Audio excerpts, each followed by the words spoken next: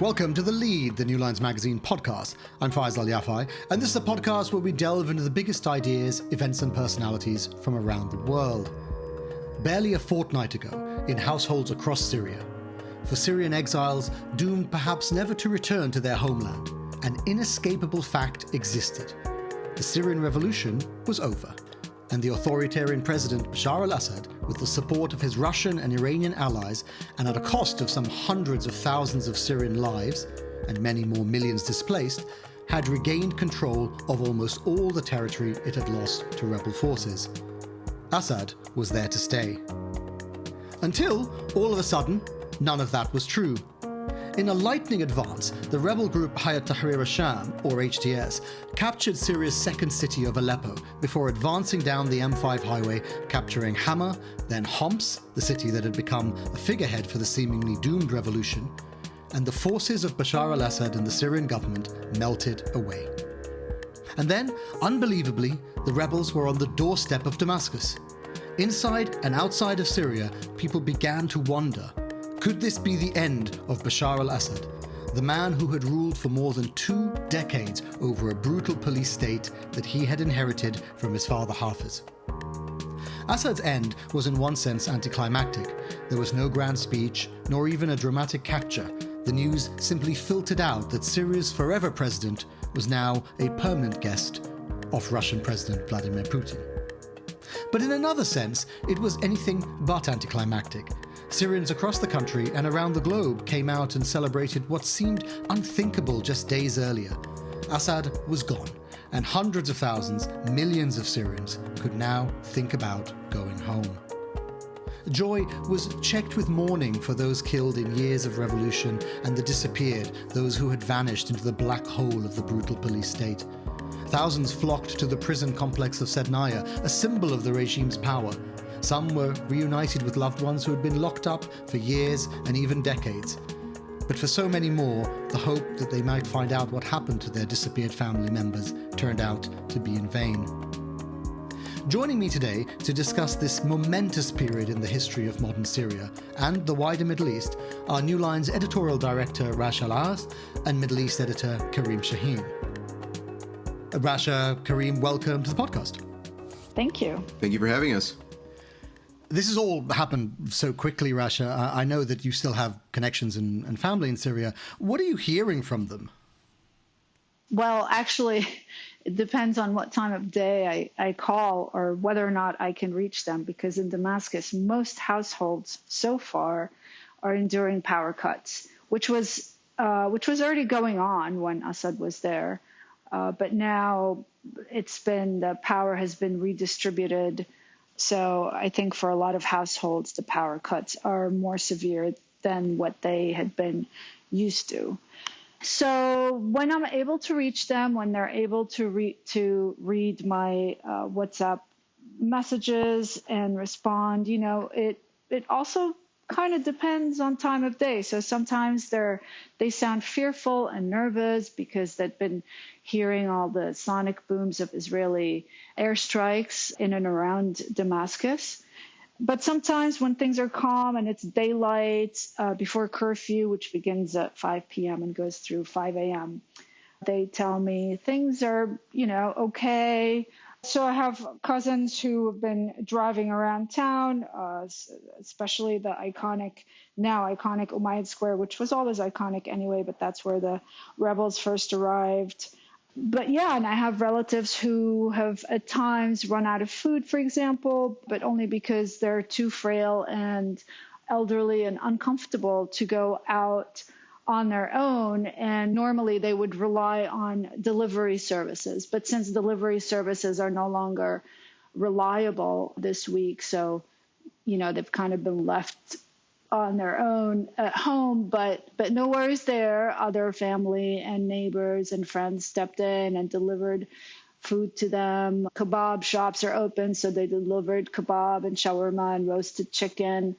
Some relatives had trouble sleeping, and they'd run out of sleeping pills, and it was after curfew, so they couldn't go to the pharmacy and pick up more sleeping pills. So they borrowed some from neighbors who always have a stash on hand. So it's a time for hope and jubilation and a time for apprehension, and I think a lot of mixed feelings. But overall, there's a lot of hope and there's a lot of joy. I mean, this is why I think it's so interesting to hear from what is happening on the ground, because sometimes we tend to think of it as just a news story. But as you say, I mean, there are people who need medication. There are people who are concerned about what they're eating tonight. There are people who want to go out, who have work, all of these sorts of things. And they're doing all of that in the midst of this deep uncertainty about what comes next. Yeah, exactly. I mean, life has to go on. It can only go on pause for a short while before things become problematic. I'm grateful that none of my loved ones are currently reliant on regular medical care, as sometimes elderly people can be, because that would be problematic at this time. My heart goes out to people who are in hospitals, for example, or whose family require the nurse to come in twice a day, which, you know, it's tough for people now to travel reliably. So you were actually in Syria. I mean, you were able to make a visit to Syria just a few weeks ago. What was it like in those days, just the days running up to the overthrow? Well, you know, it's funny. I do have a knack for leaving just before the biggest story hits. For some reason that just happens. It's just part of it. What was the other one you were saying that you were telling us about? The other one was when I lived in Damascus through 2010, and toward the end of 2010 I decided to throw in the towel, thinking nothing was going on there. It was a boring story and needed to move on to bigger and better things. And then just barely 2-3 weeks later, the Arab Spring started. But I did go back. Yeah. So like this time I will go back. So just on that, I was in touch with a journalist who's written for us before, who's from Aleppo. And he was in Syria and left 8 hours before the regime fell. And he was expressing similar apprehensions and disappointment that he had some family responsibilities to adhere to. Yeah. He left thinking, well, there's nothing to see here.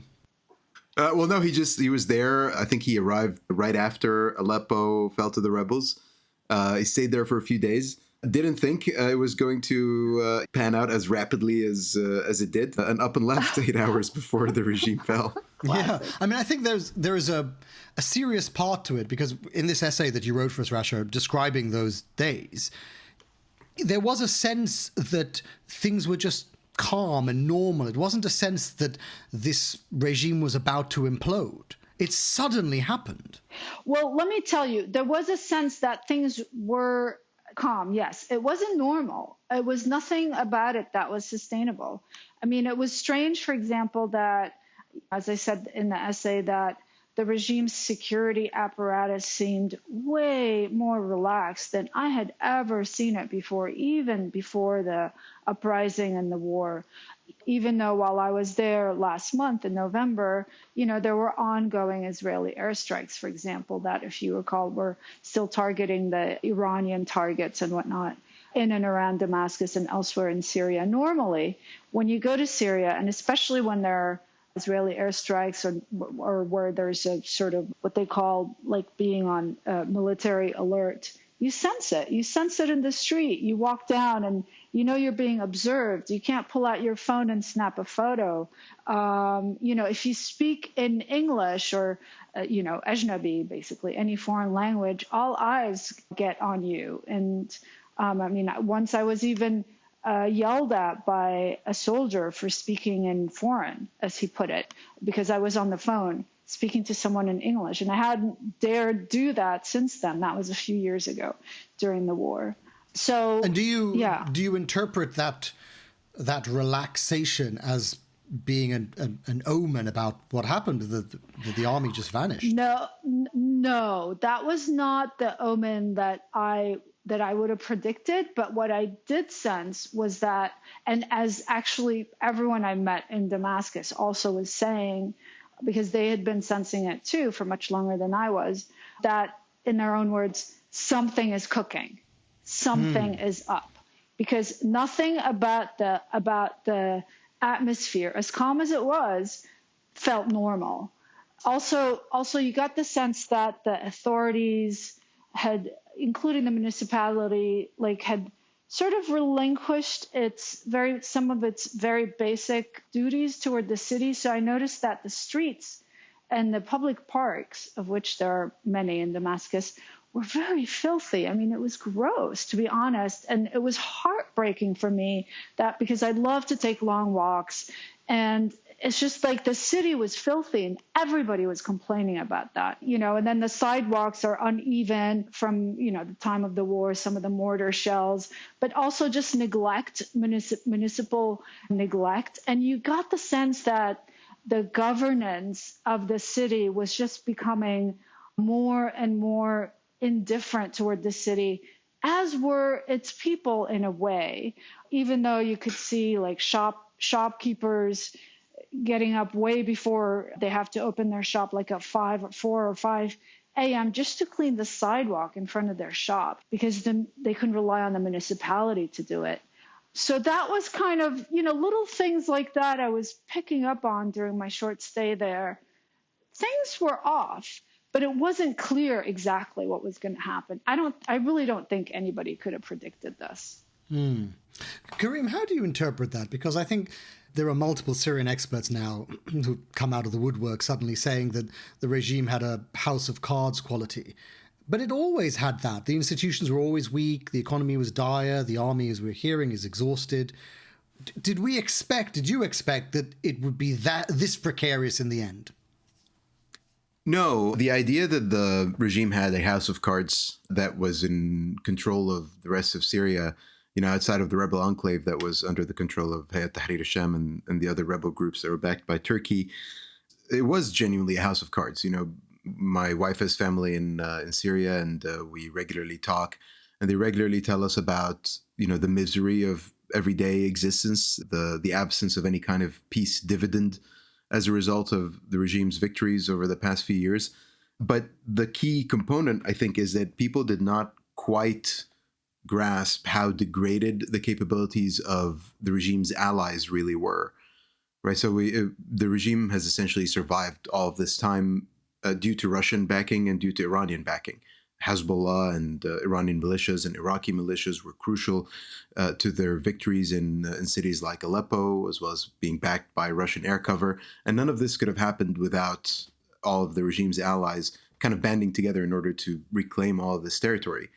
And the past year has sort of shown us how weak that backing has become. Russia has been embroiled, obviously, in the war in Ukraine for a couple of years, and as a result had withdrawn a lot of their assets from Syria. The Iranians, of course, had been battling the Israelis across multiple fronts, whether that's in Lebanon with Hezbollah, which has had its entire leadership decimated, or in Iran itself, the assassination of people like Ismail Haniyeh and the constant bombing of Iranian capabilities, both in Syria and in Lebanon and in Iran itself. So that was, I think, the missing component that people were not linking together prior to this advance. The other aspect of it is obviously that the rebels, had not been perceived as being united or as being competent enough to launch an offensive like this or to even govern themselves inside Syria.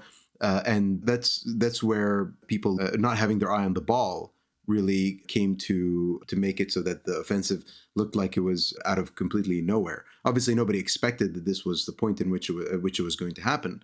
But people who've been following the situation on the ground in places like Idlib for quite some time were aware of the fact that the rebels there were organized and were trying to establish the functionalities of a state for quite some time, and had quite a long experience doing that. The question was whether they had the will or the firepower or the organizational structures to commit to such a vast campaign to reclaim the entirety of Syria. And it turned out that they did. And this was something that you said in the essay that you wrote on Sunday.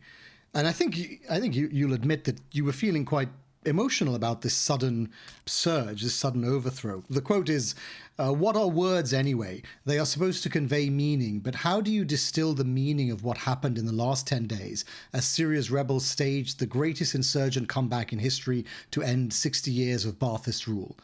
With a few days now to formulate your thoughts, do you still feel that same sort of shock and emotion? I do, yeah. I mean, the strongest sense of it is the chaotic emotions that all the Syrian friends and sources and family members that I've had over the past 11 years of covering this conflict, just how unable to put into words they feel. All of their conversations with family back home are just, almost chaotic word association as they try to grapple with the weight and the meaning of everything that's happened. Nobody could have imagined that this regime would disappear, even if people had a sense that this regime was weak and a house of cards as you described it. There was still a lack of imagination to think about or to contemplate what could come next, that it could actually disappear one day, and that's the kind of shock that people are grappling with right now. And I admit, fully admit that I'm really emotional. I never shed a tear during my years of working, in conflict zones and covering horrific stories. But I have to admit that the last couple of days, there was an announcement by Fadl Abdelghani, who is, the leader of one of the most widely respected Syrian human rights organizations, talking about the missing, the people who had been disappeared by the Assad regime over the years and who had numbered around 100,000. And he made an announcement on one of the opposition, well, not really the opposition anymore, but one of the Syrian TV stations, announcing that they have concluded that, in fact, this 100,000 disappeared are likely all dead. And he broke down in the course of making this announcement. And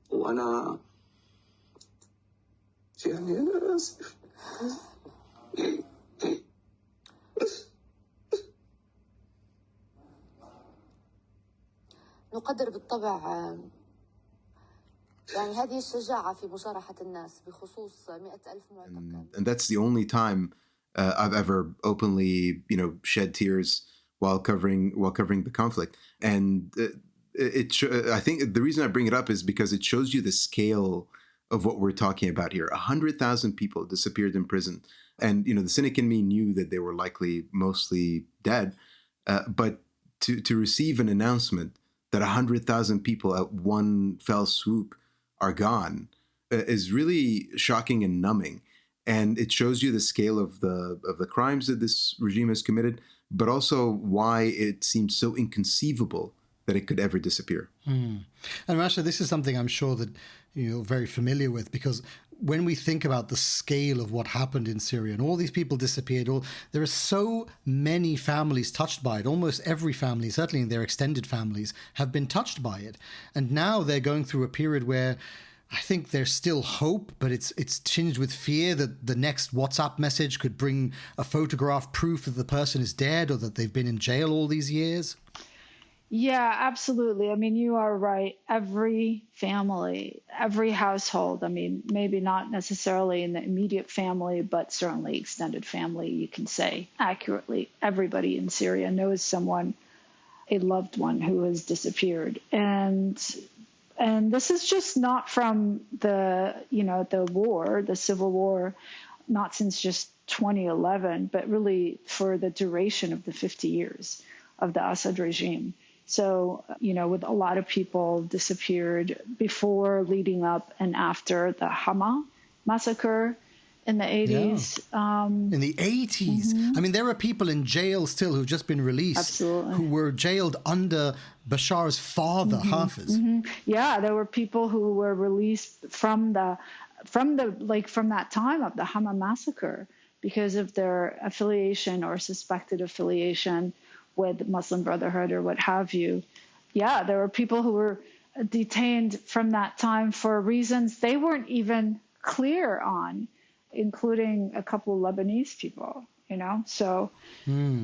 Yeah, and so I want us to talk actually about Sednaya, because this was one of the most notorious prisons in the Assad prison complex, and it's become a kind of symbol of the regime.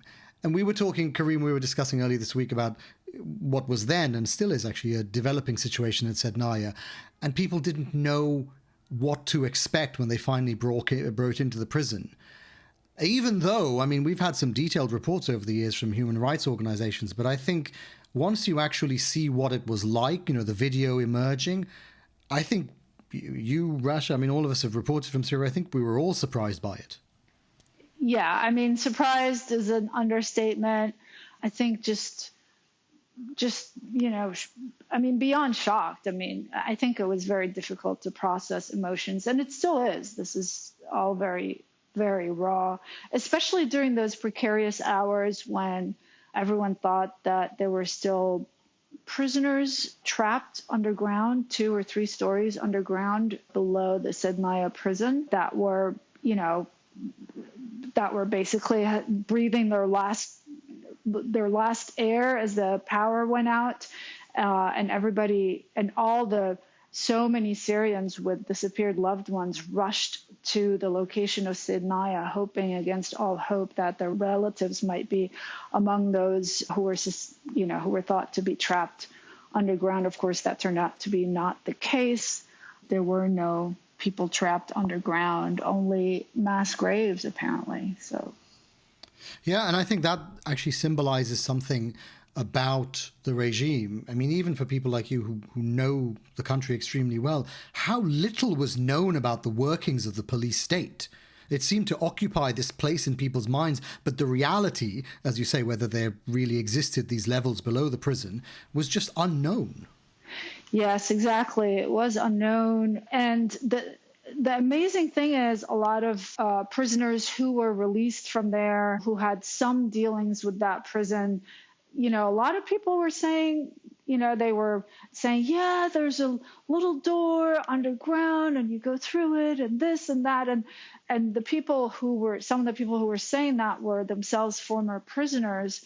And you have to understand, when you are a prisoner in that kind of unimaginable place, you just have no reliable grip on reality or what is happening to you, because you're constantly tortured and gaslit and terrorized.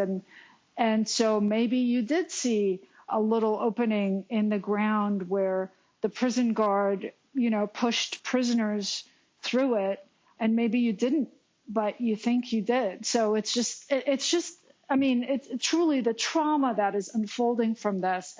We haven't even begun to grasp the extent of it for the prisoners, for their loved ones, and for the Syrian people, and honestly, for anybody who has been watching this story closely.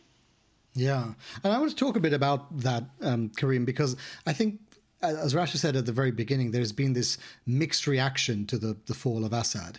And one of our colleagues, Layla Maghribi, wrote a piece for the magazine in which she wrote, it's a quote, "No sooner had the rebel Hayat Tahrir al-Sham group approached Damascus, poised to topple the Assad regime, than starkly polarized reactions began to surface worldwide, including among Arabs.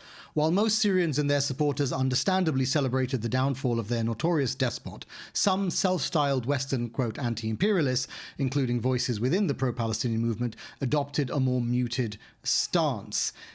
To what, Kareem, do you put this lack of enthusiasm or uncertainty about what might come next? What do you put that down to? Well, there's a couple of types of people who are responding in that way, I think. One, there are a lot of Arabs who are very, estranged by what's happening. And in particular, if you look at Egypt, the people who are very much in support of the government there, who are loyalists, they're putting out very panicked messages. You should never pick up arms against your own state, and rest in peace, right. The Syria of Arabism. There's a real fear among loyalists that what's happening in Syria is going to come back to bite them, that it would have a cascading effect as, what happened in 2011. The idea that forever is over, that these regimes do not have to continue existing despite everything that they've done and all the atrocities that they've carried out. The possibility that that might not be true is cause for panic among a lot of these regimes. And you see this in particular, as I said, in Egypt, where there's this big disparity between the loyalists and the institutionalists and the ordinary people who are on the ground, who are just happy to see, Syrians suffering end. You have a lot of the tired rhetoric of the past few years where everybody says, do you want Syria to become like Libya? I'm like, have you been following what's been happening in Syria for the past 13 years, Syria was way worse than Libya. Libya would actually be an improvement on the current situation that is in Syria. But hopefully, obviously, the outcome is a much more positive one than a protracted civil war that's involving a lot of regional countries. Oh, wait, that was Syria for the past 13 exactly. years. So, that's one side of it. And I think part of it is also that people are almost afraid to be hopeful. We've been so accustomed to tragedy over the past 13 years in the region since 2011 and way before that, obviously. We've been so accustomed to that. And Layla, I think, put it really well in the essay that she wrote, where she said it's a bit like someone who is looking with trepidation at an open prison cell, afraid of stepping outside, unbelieving of the idea that they might have been actually liberated. And the final grouping over there is obviously the people who, only see Arab politics from the prism of Palestine and the Palestinian struggle with Israel, and argue that Assad's fall is going to be a negative overall for the resistance axis, because Syria as a conduit for arms for Iranian militias like Hezbollah, is going to be severed. But the key argument against that is obviously the fact that, if you are somebody who is anti-imperialist, if you're somebody who supports the idea of liberation, what is the concept of resistance supposed to be about? It's supposed to be about dignity and about people's rights to self-determination. And how can you deny that from Syrians who've suffered for 60 years under one of the most brutal police states of the past 50 years? Also, I want to add something to that with regards to, some of the polarized or muted reaction to what went on. There's a sense in the Arab world, because of the despots that have come upon us over the decades, that everything is permanent and that everything is a zero-sum game. So if Hayat Tahrir al-Sham is now in Damascus, then this may very well be the permanent change that we're looking at, and that's it. And if it's a permanent change, if they're in power, then no one else can be in power, because that's basically what was the case in Syria and elsewhere in the Arab world. Compare that, for example, like in the U.S. or in sort of, any democratic country where leaders are democratically elected so far anyway.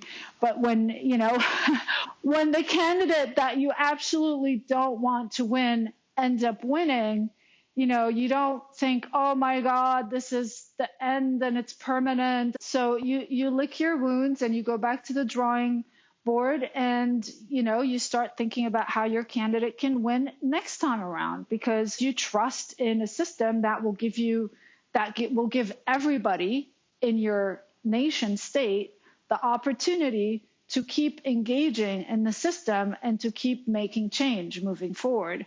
We don't have that yet in the Arab world. It's catastrophic thinking, and we really need to move away from that. This is all part of the prisoners' thinking that we need to transcend. Yeah, and there's a part of it that with the analysts where they are looking at Syria through the lens of geopolitics and not the human reaction. And this is something, Rasha, you and I talked about when we were discussing a pitch, and you were saying that there's been quite a lot of fear-mongering from analysts. And we don't know the trajectory that Syria is going to take. It took take a very different one from all the other countries in the region. It certainly took a different one from the other countries in the Arab Spring. Yes, absolutely. And look, Syria right now is going to need a lot of friends. It's going to need a lot of cash. It's going to need a lot of goodwill. It can't afford the slightest marginalization or continued sanctions or any such thing, because that will be a disaster and a recipe for failure. So it just needs the support of the international community and certainly of its neighbors. And it needs a lot of positive thinking. I'm already seeing on social media and elsewhere, a lot of sort of just the usual tropes like, oh, you wanted freedom here. Look at the new so-called liberators. Oh, they told this woman to cover up. Oh, they dragged some regime soldier and killed him on camera. And some of it is true. Some of it is not. There's a lot of confusion still, but we need to transcend the tropes and think positive and start envisioning a future together. And we need help from everybody, from the international community, everybody. I wonder, Kareem, if you think that divisiveness is likely to go away. We had a piece by our contributor, Kamal Shahin, who wrote that, quote, there's been a resurgence of hate speech, exclusionary rhetoric, and accusations of treachery among Syrians, reviving divisions that had subsided during these years of deadlock. Do you think that is something that can... Maybe it's confined to the online space. Maybe it's something that is just coming out in the heat of the moment, and you know, the better angels of the Syrian judgment will reassert themselves, as Rasha is suggesting. Yeah, look, I mean, I think this is one of those moments in which strong leadership is going to be needed to help people overcome their feelings of, shall we say, shock and sadness and grief over the tragedies of the past few years. You do see a lot of that rhetoric online, quite frankly. You know, you see people who they come across soldiers, former soldiers from the regime, but particularly it's directed towards the leadership and the military. You know, there were rumors today of the capture of Hassan, the man who led the infamous Tiger forces to reclaim certain areas that were under rebel control and were known to have committed atrocities against rebels. So there are the conscripts who have received a general amnesty, and there are the people who directed the atrocities that occurred, people who had a direct hand in some of the atrocities that were committed, like, for example, Amjad Yusuf, the infamous gunman who killed a lot of people in the neighborhood of Tadamun in Homs, you know, that we published an investigation on a few months ago. You know, he's one of the prime candidates that people are calling for, you know, to bring to justice. There are people who were closely aligned with the regime, members of the Assad family, people who committed a lot of atrocities towards ordinary Syrian civilians and carried their influence out in such a way as to torture people and cause great suffering. And so there are going to be some actions of retribution as a result of 400,000 people dying over the past 13 years of conflict. I have no doubt that this is going to take place. I think the important thing is, as I said earlier, for there to be strong leadership that is able to curb the worst excesses of such actions. I believe Mohammed al-Julani, or Ahmed al-Shara, as he's rebranded recently, he put out a statement, multiple statements, in fact, saying that it was very important to treat people in a way that showed forgiveness. He very deliberately used language that was being used by the Prophet Muhammad during the conquest of Mecca, that was almost entirely bloodless, in an attempt to evoke that this is actually the correct way to behave and it is the appropriate way to behave when you are victorious. But there's no doubt that there are going to be incidents. Yesterday, I think there was video circulating of a public execution of Sulaiman al-Assad, you know, one of the members of the Assad family. There were videos today of people who were allegedly guards or prison managers at Sednaya who were being beaten with slippers. You're going to see some of that happening just due to the extent of the suffering of the past 13 years. But it's extremely important that these are only isolated incidents and that there is strong leadership to ensure that this does not widely spread and does not become a pattern in areas in particular that have a lot of minorities. Well, let's talk a bit about leadership, because really the de facto leader, Jolani, he's become he's quite a mercurial, perhaps even a Machiavellian figure. And I think perhaps some of the reason why there is this uncertainty is that people aren't really sure what he's like. We're doing this podcast without Hassan, which is, you know, a little bit like talking about Syria without fielding your star player. But Hassan wrote this piece about Jolani where he said, quote, Jolani is best understood as a Syrian cut from the same cloth as the Assads, brutal, cynical, and triangulating, with a tendency to come out on top. What do you think we need to understand about Jolani at this stage? Because the mindset that he brings to Damascus is going to change the way that the transition plays out.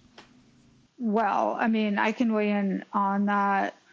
Look, I think it's important to give him a chance and not to think of him as sort of the permanent end all to rule all. You know, he succeeded in this in this, whatever you want to call it, rebel offensive, military strategy, whatever, part of the armed struggle. And he may or may not be suited for some position in governance. What's absolutely essential is that now, during this delicate period of transition, that everybody gets on board in drafting and solidifying Syria's constitution, which, by the way, is actually a pretty good constitution. It wasn't implemented well. But what's important is for us now, moving forward, to agree on basic tenets of what Syria as a nation state means, and how will its relationship with all its citizens be defined. So Jolani is one guy. He's here today. He may not be here tomorrow. And frankly, that should be irrelevant to the future of Syria. Yeah, Kareem, I think that is a very interesting point, because as much as Jolani may seek to change Damascus and the rest of Syria, actually the rest of Syria might change him. This was something that, again, to go back to the piece Hassan wrote, when this came just after the takeover of Aleppo, and Hassan wrote, if HDS seeks to administer a demographically diverse city, unlike a smaller, more culturally conservative hamlet in the northwest, this is Idlib province, it will have to accommodate its ideology to a more cosmopolitan local population. Now, if that was the case about Aleppo, how much more must it be the case about Hama and Homs and Damascus, of course? Yeah, absolutely. I mean, my wife's family are Christians and they live in Aleppo, and they've only had positive things to say about their experience with rebel fighters over the past couple of weeks as events have unfolded. Now, that's may well be a flash in the pan, right? Things might change down the line. But I think it's a very astute point, the idea that that Syria overall will force Jolani to change if he hasn't changed already. It is true, I think, that we are in a wait-and-see situation. We have to give him a chance. Even, for God's sakes, the American government is saying that we have to give him a chance and see how he's going to behave, and that the recognition of a future Syrian government or a current transitional government is going to be dependent on them upholding democratic principles and ideals and protecting minorities. And it's absolutely in their interest to be treated as a legitimate group. That's, in fact, been the entire logic behind all of their strategic moves over the past 10 years, from severing ties to ISIS to then severing ties with Al-Qaeda, to moderating their views, and to the current administration we have right now in liberated Syria. So they've been very consciously moving towards this idea of becoming a national liberation movement rather than a jihadist movement. And it's frankly something that in the West, that's going to be a conversation that needs to be had over the next few months and probably years, because the institutions that were established after the war on terror, were meant to prevent another 9/11. And this group and similar groups all over the world, in fact, are not interested in carrying out another 9/11. They're interested in governing their own countries. And how do we deal with that new trend is a question that we're going to have to address over time. But yeah, I think we're very much in a wait-and-see approach. They've said the right things at every conceivable moment.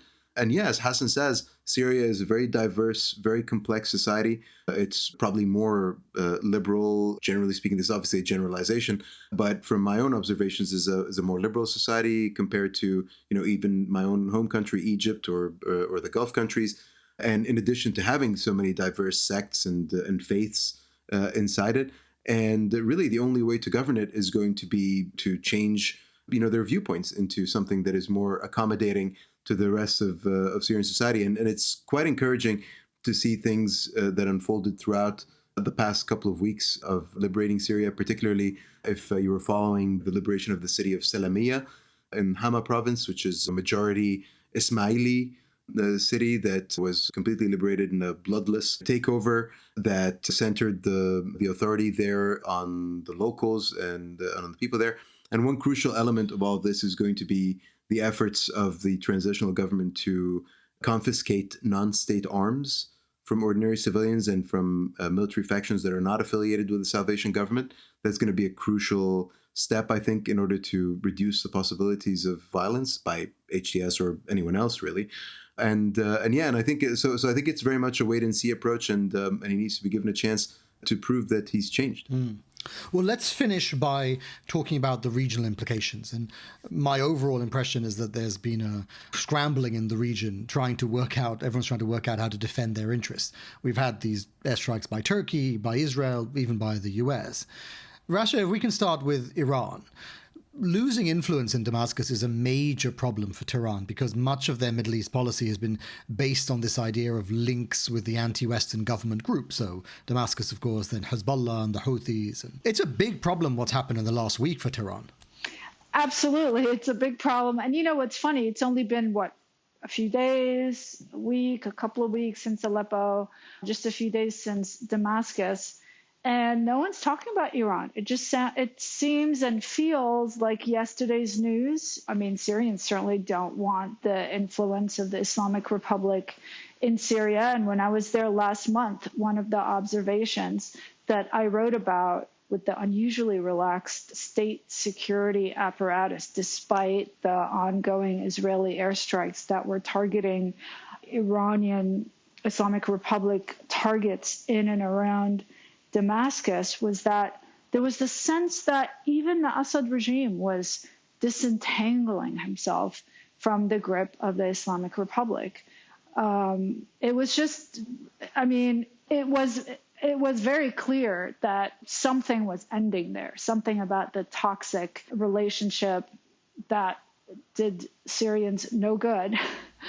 Yeah, it was quite a toxic. Yeah, it was quite a toxic relationship. I mean, neither side really, as Kareem says, it's a less conservative society, Syria, and it never fitted very easily with this Islamic Republic. Well, of course. I mean, culturally, there's nothing in common between the Islamic Republic approach to Islam and the predominantly Sunni Arab Syrian society.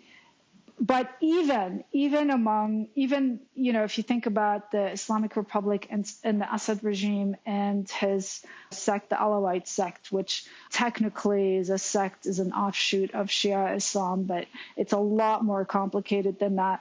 But even they had nothing in common and frankly viewed each other with utter contempt because, I mean, there was no footing. There was no footing culturally or historically or otherwise for the Islamic Republic in Syria. So it just felt like this cancerous presence that was not doing anyone any good. And I think for Assad himself, even though the Iranians were basically his protectors and saviors, I mean, he was in bed with them really in spite of himself. I mean, nobody liked that relationship. And they had utter contempt for him as well. So, yeah, our colleague Amie Ferris-Rotman wrote a piece about Moscow, and she said, and this is a quote, Moscow finds itself in an awkward position, striving to curtail reputational damage while already making inroads with the Syrian rebels who ousted the despised Assads, who are now living under its roof. Kareem, if you look around the region, there's a lot of people in that position. It's a lot of people who are suddenly in an awkward position trying to deal with the fallout that they didn't expect would happen.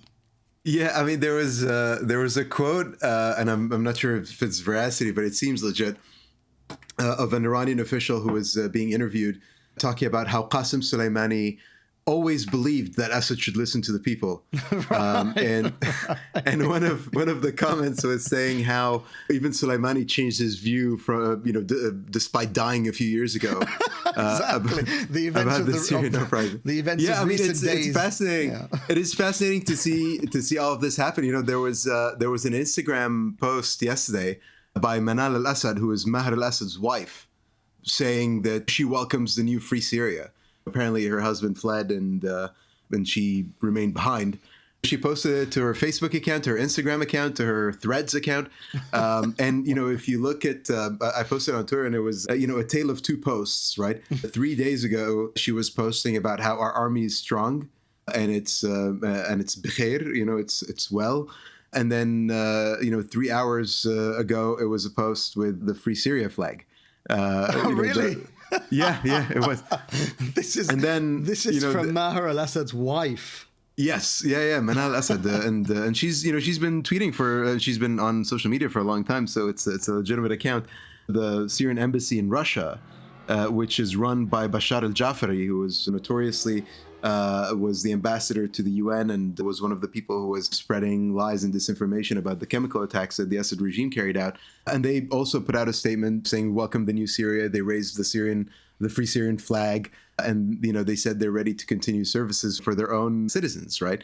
And we laugh about it, but there is, I think, a serious point behind it, which is that you're seeing a lot of Syrian figures, cultural figures, people who are prominent journalists, prominent politicians, who were very much anti-revolution, who are now saying we had to do this because, we were just following orders, or because the alternative was our own torture and displacement and destruction. And there's a legitimate question, I think, facing Syrians today, which is, how do you deal with this? Do you forgive the people who are just following orders? Or do you, in the interests of reconciliation and in the interests of a society that does not experience even more bloodshed than it has already gone through? Do you move on? And how do you move on? How do you move on? I mean, especially seeing that some of the people who were part of the Assad regime have information that the new regime, the new governments will need. Absolutely, yeah. I mean, there was information, there was a post, I think, by the White Helmets and about other people who were searching through Sednaya, offering amnesty and a financial reward for people who can provide information on the prison system and people who might still be disappeared and any secret prisons that hadn't been uncovered. And there's going to be a lot of need to protect and safeguard a lot of the documentation that detailed how these prison systems operated, in the interest of transitional justice and holding these people to account. But, even beyond the people who actively participated in atrocities, but there were a lot of people who were complicit. It's true that these people would have faced dire consequences if they did not oppose the regime. But where do you draw the line at seeking justice from people that you consider to be complicit in all of this that has happened? My final question, first to Rasha and then to Kareem. We're coming up, it's a slightly emotional one, but we're coming up to Christmas, and Christmas is always a very beautiful time in Damascus. I wonder how you feel in a year's time, when we are having this conversation in a year's time about post-Assad Syria. Where would you like the conversation to be? Where would you like the country to be? Before the number one priority, of course, I have very colorful, jubilant hopes for where I'd like the country to be. And that may or may not be too optimistic. But what I definitely, absolutely think is essential is that no matter where the country is a year from now, that there needs to be protection of freedom of speech so that dissent continues in all its glory. I'm sure nothing is going to be handed down for free, for example, for women, and that women have to demand it. We're going to have to demand to be seen and demand to be heard. No one's just going to hand us a space, a platform, because we know that's how history has unfolded in the history of feminism, right? I would like to see no violence toward any dissent or any opposition.